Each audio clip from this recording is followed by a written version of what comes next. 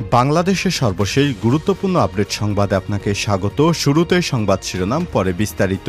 শুরুতেই জানিয়ে দিব, ৫ বছর আগে যুক্তরাষ্ট্রে হাসিনার পতনের প্লট তৈরি করা হয়। শেখ হাসিনার পদত্যাগ নিয়ে দেশে নানা বিতর্ক তৈরি হয়েছে। ছাত্র জনতার গণবিপ্লবের পর তিনি দেশ ছেড়ে ভারতে পালিয়ে গেছেন। শেখ হাসিনা বারবারই দাবি করেছেন তাকে ক্ষমতা থেকে সরানোর পেছনে যুক্তরাষ্ট্রের হাত ছিল, কিন্তু যুক্তরাষ্ট্র স্পষ্টভাবে জানিয়েছে তারা এই ঘটনার সঙ্গে কোনোভাবেই যুক্ত নয়। তাদের মতে বাংলাদেশের ছাত্র জনতার অভ্যুত্থানের ফলেই শেখ হাসিনা পদত্যাগ করতে বাধ্য হন। তবে ভারতীয় সংবাদ মাধ্যম দ্য সানডে গার্ডিয়ান একটি চাঞ্চল্যকর প্রতিবেদন প্রকাশ করেছে, যা নতুন মাত্রা যোগ করেছে। এতে বলা হয়েছে ৫ বছর আগে থেকেই যুক্তরাষ্ট্র শেখ হাসিনার পতনের প্লট তৈরি করেছিল। এরপর জানিয়ে দিব, হেলিকপ্টারে ঢাকায় পাঠানো হলো সাবেক বিচারপতি মানিককে। ভারতে অবৈধভাবে অনুপ্রবেশের চেষ্টায় সিলেটের কানাইঘাট থানায় হওয়া মামলায় জামিন পাওয়া সাবেক বিচারপতি HM শামসুদ্দিন চৌধুরী মানিককে পুলিশি নিরাপত্তায় হেলিকপ্টারে করে সিলেট থেকে ঢাকায় পাঠানো হয়েছে। এদিকে বিমানবন্দরে যাত্রীদের সঙ্গে অসদাচরণ, ৩ কর্মকর্তা বরখাস্ত। হযরত শাহজালাল আন্তর্জাতিক বিমানবন্দরে সর্বোচ্চ যাত্রী সেবা নিশ্চিতে কাজ করছে ঢাকা কাস্টমস হাউস। যাত্রী সেবায় ন্যূনতম গাফিলতি বরদাস্ত করা হবে না। এরই অংশ হিসেবে বিদেশ ফেরত এক যাত্রীর সঙ্গে যাত্রী সেবা প্রদানকালে অসদাচরণের অভিযোগে ৩ সহকারী রাজস্ব কর্মকর্তা ARO সাময়িক বরখাস্ত করা হয়েছে। জানিয়ে দিব, ঢাকা দক্ষিণ সিটির সাবেক কাউন্সিলর আসম ফেরদৌস গ্রেপ্তার। আজ ১৮ নম্বর ওয়ার্ড সাবেক কাউন্সিলর আসম ফেরদৌস আলম ৭৫কে গ্রেপ্তার করেছে র‍্যাব-২। এবারে জানাবো, চীন বাংলাদেশ সরাসরি জাহাজ চলাচল শুরু। চীন এবং চট্টগ্রামের মধ্যে সদ্য প্রতিষ্ঠিত সরাসরি শিপিং রুটের প্রথম জাহাজটি সফলভাবে চট্টগ্রাম বন্দরে এসে পৌঁছেছে। এটি বাংলাদেশ ও চীনের বাণিজ্য সম্পর্কের ক্ষেত্রে একটি গুরুত্বপূর্ণ মাইলফলক হিসেবে বিবেচিত হচ্ছে। জাহাজটি ৫৫২টি কন্টেনার বহন করে বাংলাদেশে মাত্র ৯ দিনের মধ্যে চীন থেকে এসেছে। এটি বাংলাদেশের সঙ্গে চীনের একটি নতুন যোগাযোগের মাইলফলক তৈরি হলো। এবং সর্বশেষ জানিয়ে দেব, স্বর্ণখনি নিয়ে উপজাতিদের গোলাগুলি, নিহত ৩০। একটি স্বর্ণখনিকে কেন্দ্র করে উপজাতির ২ গ্রুপের মধ্যে সংঘর্ষে গোলাগুলিতে অন্তত ৩০ জন নিহত হয়েছে। পাপুয়া নিউগিনিতে বিতর্কিত একটি খনিকে ঘিরে ২ প্রতিদ্বন্দ্বী উপজাতি দলের মধ্যে এই গোলাগুলির ঘটনা ঘটে। খবর বিবিসির। প্রিয় দর্শক, এতক্ষণ শুনছিলেন সংবাদ শিরোনাম, এবারে বিস্তারিত। তবে তার আগে বন্ধুরা, অনুরোধ থাকবে এই সংবাদটিতে একটি লাইক দিন। এই চ্যানেলে আপনি নতুন হয়ে থাকলে আমাদের সংবাদটি দেখতে দেখতে চ্যানেলটি সাবস্ক্রাইব করে রাখুন।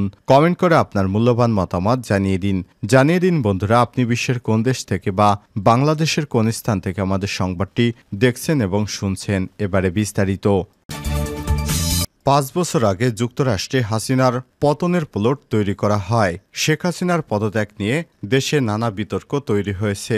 ছাত্র জনতার গণবিপ্লবের পর শেখ হাসিনা বাংলাদেশ থেকে পালিয়ে গেছে। শেখ হাসিনা পালিয়ে যাওয়ার পর তার পতনের পেছনে যুক্তরাষ্ট্রকে দায়ী করেছিল, কিন্তু যুক্তরাষ্ট্র বরাবরই শেখ হাসিনার পালানোর বিষয়টি তাদের কোনো হাত নেই বলে জানিয়েছে। তারা জানিয়েছে ছাত্র আন্দোলনের কারণে শেখ হাসিনার ক্ষমতা চলে গিয়েছে। তবে সম্প্রতি ভারতীয় সংবাদ মাধ্যম দ্য সানডে গার্ডিয়ানের একটি চাঞ্চল্যকর প্রতিবেদন প্রকাশিত হয়েছে, যাতে নতুন মাত্রা যোগ করেছে।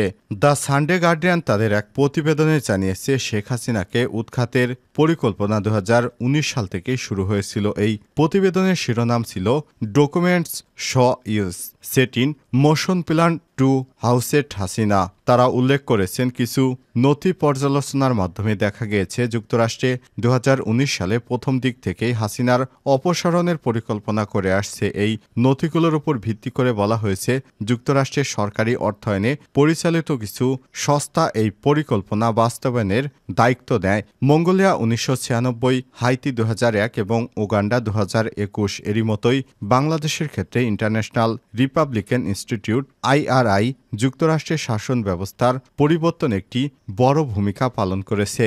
প্রতিবেদন অনুসারে এই পরিকল্পনা বাস্তবায়নে ন্যাশনাল এন্ডাইমেন্ট ফর ডেমোক্রেসি NED এবং United state agency for international development USAID মূলত IRI-কে দায়িত্ব দেয়। নথিগুলোতে আর উল্লেখ করা হয়েছে, ভারতের হস্তক্ষেপ প্রতিরোধের জন্য প্রকল্পটি গুরুত্বপূর্ণ ছিল। বিশেষ করে বাংলাদেশের রাজনৈতিক অঙ্গনে ভারতের প্রভাব প্রতিহত করতে এই প্রকল্প প্রয়োজনীয় হয়ে দাঁড়িয়েছিল। ওয়াশিংটন ভিত্তিক ইন্টারন্যাশনাল রিপাবলিকান ইনস্টিটিউটের IRI মূল উদ্দেশ্য হল গণতান্ত্রিক প্রতিষ্ঠান, রাজনৈতিক দল, সুশীল সমাজ এবং নির্বাচনী প্রক্রিয়াকে সমর্থন করে গণতন্ত্রের প্রচার করা।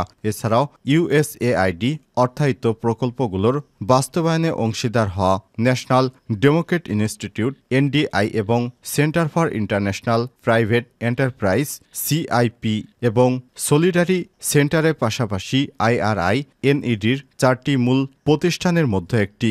এই নথিতে মার্কিন পররাষ্ট্র দপ্তরের 5 জন কর্মকর্তা এবং ঢাকায় অবস্থিত মার্কিন দূতাবাসের 3 জন কর্মকর্তা, USAIDর 2 জন কর্মকর্তা এবং একজন রাজনৈতিক কর্মকর্তাকে প্রাথমিক যোগাযোগের মাধ্যম হিসেবে চিহ্নিত করা হয়েছে। দ্য সানডে গার্ডিয়ান তাদের নাম প্রকাশ করতে চায়নি, তবে সিনিয়র কর্মকর্তাদের মধ্যে যারা এই পুরো প্রক্রিয়ার তত্ত্বাবধান করেছেন তাদের মধ্যে ক্রিস মার্ফি, DCT SFRC দক্ষিণ এশিয়া উপকমিটি, সুমনা গুহ দক্ষিণ এশিয়া পরিচালক, National Security Council, Donald Lu State Department incoming assistant secretary Sara Margon এবং ফ্রান্সিসকো বেনকোসমে এর নাম উল্লেখযোগ্য। এই পুরো প্রকল্পটি ঢাকার শাসন ব্যবস্থার পরিবর্তন আনতে ব্যাপকভাবে প্রভাব ফেলেছে এবং প্রায় 4 লাখ বাংলাদেশি নাগরিককে সরাসরি প্রভাবিত করেছে। হেলিকপ্টারে ঢাকায় পাঠানো হলো সাবেক বিচারপতি মানিককে।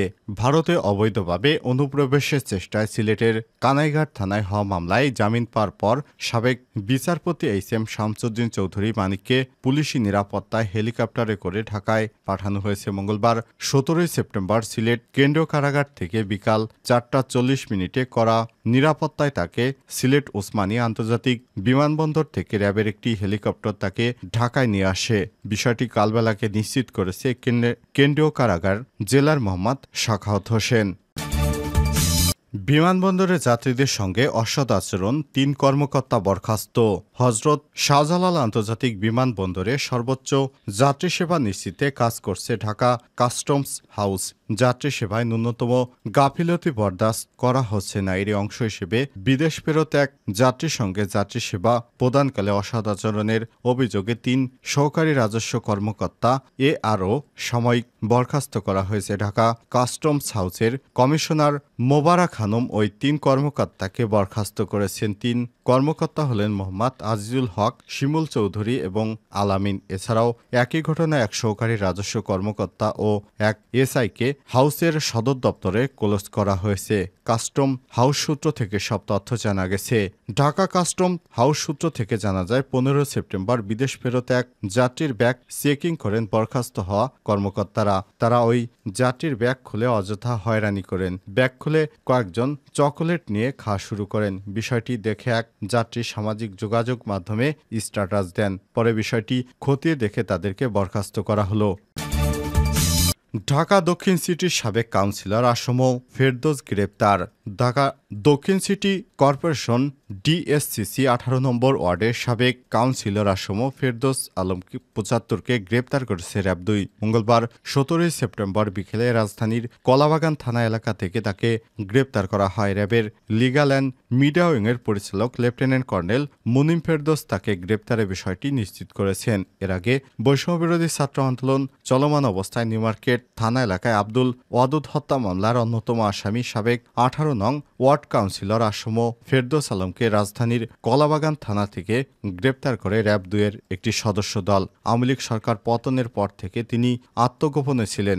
গোয়েন্দা তথ্যের ভিত্তিতে তার অবস্থান শনাক্ত করে গ্রেপ্তার করা হয়। তার বিরুদ্ধে আইনগত ব্যবস্থা প্রক্রিয়াধীন।